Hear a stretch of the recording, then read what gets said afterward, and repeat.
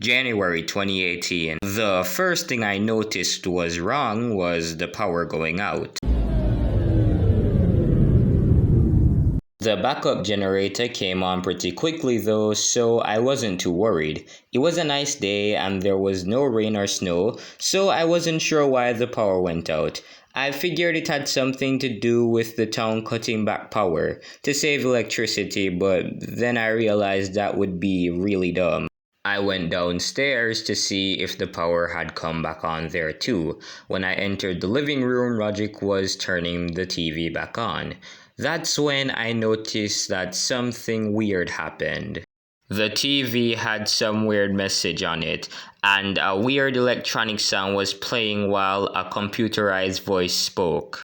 This is a United States emergency announcement. It was kind of creepy. I figured out there must have been some sort of hurricane or earthquake or something.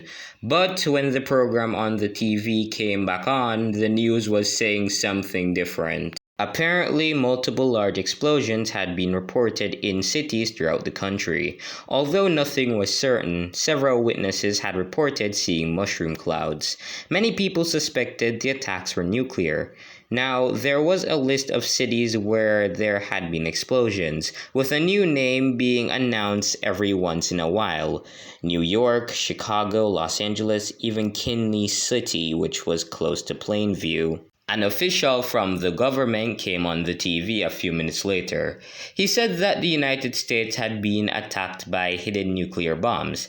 About 10 kilotons for each bomb, whatever that means. Okay, so if you don't know what a kiloton is, let me explain. So 1 kiloton would be the equivalent of TNT. 15 kilotons would be the equivalent of the bomb dropped on Hiroshima.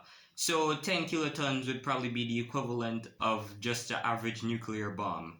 Yeah, glad I clarified that. The thing about it is that multiple bombs were dropped, so it feels like the bombing of Hiroshima, or more. The government was going to evacuate people from the areas around the cities affected by radiation. But much was unknown about the bombings, including who was responsible. They showed us a picture of New York City, and it didn't look too great. Thousands of people were feared dead, and more were probably injured. Roderick and I felt scared. Just then, we saw Mom and Manny head outside. Roderick and I ran outside to join them. There were a lot of people gathered on the street looking at something in the distance. I saw Fregley and Rowley further up the street, and some other kids I recognized too.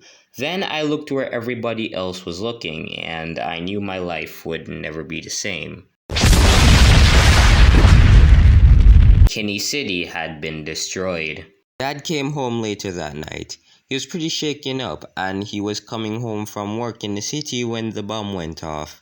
He managed to avoid the blast, but didn't get far out enough to avoid the shockwave. He was cut up and burnt pretty bad. He had barely made it to Plainview alive, and when he got home, he began feeling sick and exhausted. He went upstairs and stayed on his bed. Meanwhile, the government announced that Plainview's water and food supply had been contaminated by the nuclear bomb. The government said they would be bringing supplies into the town so that we could survive. They also announced that camps for refugees would be set up in Plainview. I was feeling nervous, and there was more bad news. We found out that Uncle Gary had been in Boston when it was destroyed, and we figured he was dead. Rowley's uncle was in New York when it was bombed, and they guessed he was also dead. We had a little funeral for Uncle Gary, and most of the street turned up to remember their own dead friends and family. Now, that was kind of annoying, but I guess that wouldn't have been the right time to mention it. Dad was also feeling even more sick than he had when he had got home, and his burns haven't gotten better. Now, meanwhile, some of his hair begun to fall out, and he's not been able to move or talk to us. A neighbor who's a doctor came over for a bit to see him and said he probably had radiation poisoning.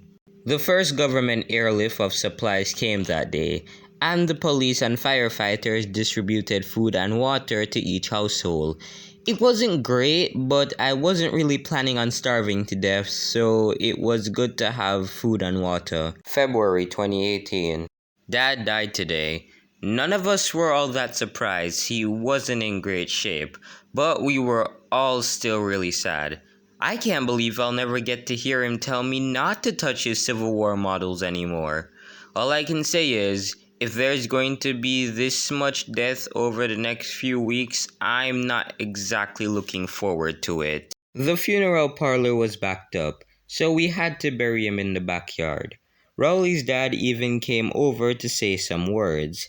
Since Mom's income from writing in the newspaper was much less than Dad's, Rowley's dad told us that if there was anything we needed help with, we just had to ask him. I gotta say, I'm not too sure burying Dad in the backyard was the best idea. I don't like the idea of having a dead body under our yard, so I decided to do something about it. Of course, Mom stopped me before I could do anything. The refugees from Kinney City arrived today. I have to say, they didn't look that great. Mom always says I can be anything I want to be when I grow up. After today, refugee isn't my top option. The government is building these survival containment facilities called SCFs in public areas. Until they finish building those, they're gonna have all the refugees stay in tents in the public parks.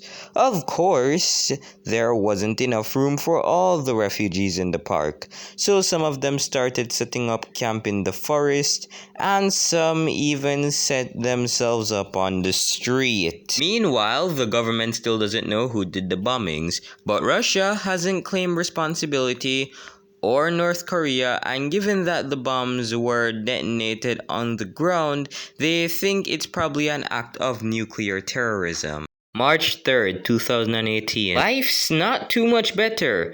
The airlifts have less and less supplies, and there's more people in Plainview, so they're giving less to the refugees. Speaking of the refugees, the first SCF opened last Friday. I have to say, it looks kinda cool. The mayor asked for people to go into the FCFs to perform and cheer up the survivors. Rowley said we should do our magic routine, but you couldn't pay me $1 million to do that again. I think Roderick and his band performed for the refugees, and I have to say, it's kind of cruel making them sit through that. March 19th, 2018.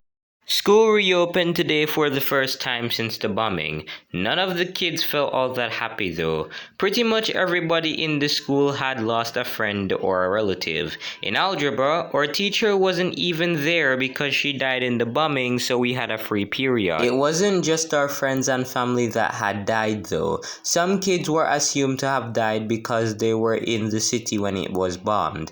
Bryce Anderson had apparently died, and all the girls in the grade were going crazy. They had even set up a little shrine to him as a memorial. Although, to be fair, they had set up shrines to him even when he was still alive. Actually, there were little shrines and memorials all over the school that kids had set up for their friends, even the really unpopular ones. Everywhere you look, there was a kid who died. I sat with Rowley at lunch, and Albert told us that the government had actually done the bombings as a form of population control. But at that point, nobody wanted to hear it. Okay, so that concludes part 1 of Diary of a Wimpy Kid Atomic Age. Now, the reason it's split into parts is because the series is not yet fully completed, so I have to wait until more parts come out. Either way, it's been a good read so far, and I'll be linking that in the description. Alright, so I'm going back into hibernation because I'm still not done with the other videos. Not done with the history video, and I've been kind of slacking off with that one. So, yeah, I gotta go do that. Also, not done with the iceberg video yet, because Communist Creeper is taking way too long. But he said he'll update me, so let's hope for that. Other than that, this is done, so I'll see you guys in the next video. Peace out.